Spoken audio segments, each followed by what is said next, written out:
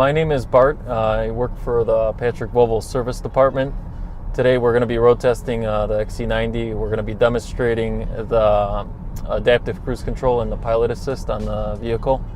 Right now I'm going to turn on the pilot assist. So as long as there is a vehicle to follow, the system will take over and follow the vehicle, and you could pick the distance to follow at as well, and what speed to keep.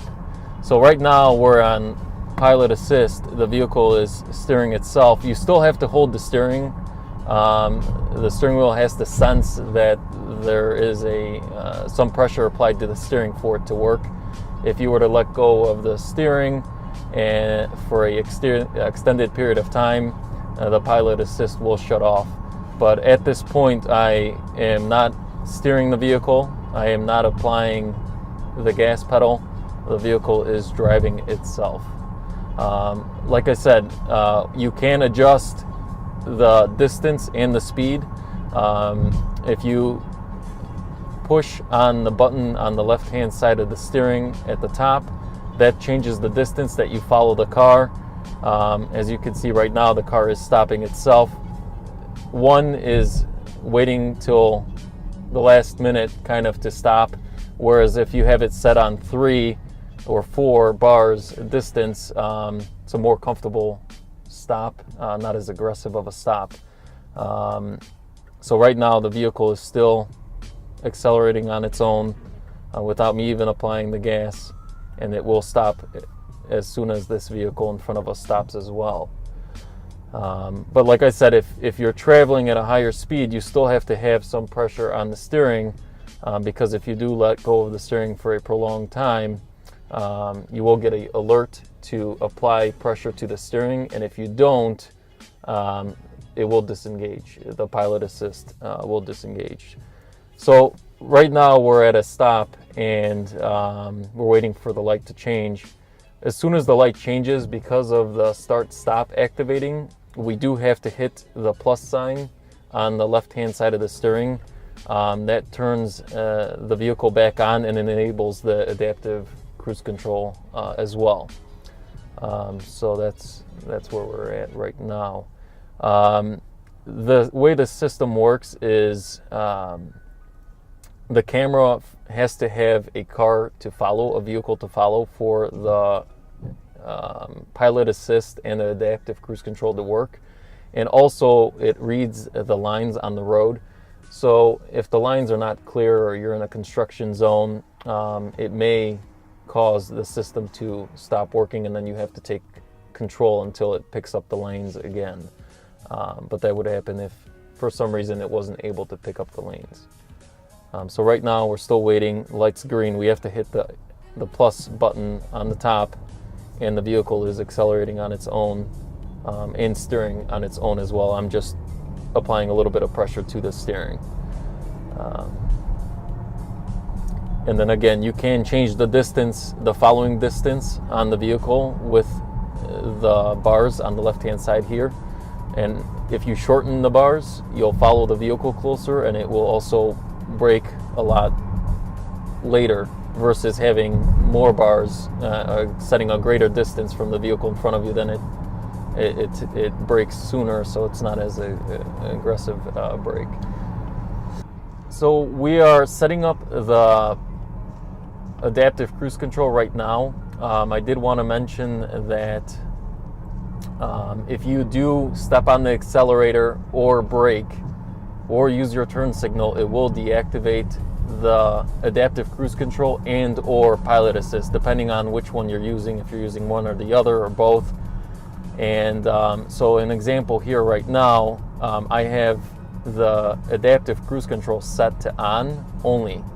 And right now I don't have my foot on the brake or on the gas pedal. As soon as I brake, it disengages the system. So right now the adaptive cruise control shut off. For me to re-engage it while driving with my foot on the accelerator, you would just hit the center button on the left here and then push to the left or to the right, depending on if you want to have adaptive cruise control and or adaptive cruise control and pilot assist, where it assists in steering. So right now we only have adaptive cruise control set to on. I did also want to mention, which I did not mention earlier, let's say the speed limit is 45 and you want to set it to 50, but right now we're going 42 because there's a car in front of us. You would hit the plus button to change the vehicle's speed, and there is a red bar on your gauge that shows you what you have it set to. So you have your red gauge right here. There is a filled gauge here. So as I hit the plus sign, the gauge will fill higher. So as soon as we start accelerating, and let's say someone is traveling 75 on the expressway and we're going 55 and we wanted to go 65, the car will know if we set it to 65 that as soon as it's able to, it can reach to that speed of 65 that you have it set, versus if the car in front of you pulls away and you would like to go faster or go the speed limit, and let's say you were going below the speed limit, changing that in the gauge here will allow you to achieve that. And then again, if you catch up to the vehicle that you are following, then the vehicle will slow back down and keep the distance that you have it set at. So right now, you have to hit this button, this plus button, to restart the car. So we were at a complete stop, and the light turned green, the truck started to move. The vehicle is still stopped. You have to hit the plus button on the left-hand side of the steering wheel to let the car know that it is okay to continue. Now, if we're at a stop and I hit the plus button and there's a car stopped in front of us, it will not move. It will stay stopped until the car in front of us moves. So at this point, you could see that I have the speed limit max set to 60, but it will not exceed that speed limit because there is a vehicle in front of us at this point.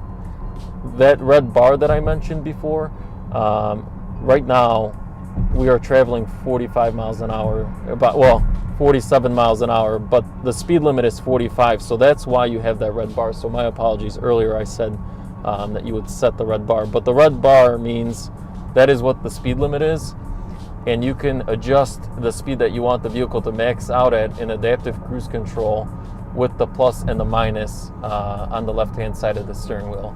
So we'll set it back to 50, and the vehicle will not exceed the 50. As you can see, it's starting to decelerate now on its own, and it will keep that 50 mile an hour speed. Thank you again for watching. My name is Bart. We'll see you at the Patrick Volvo store in Schaumburg, Illinois.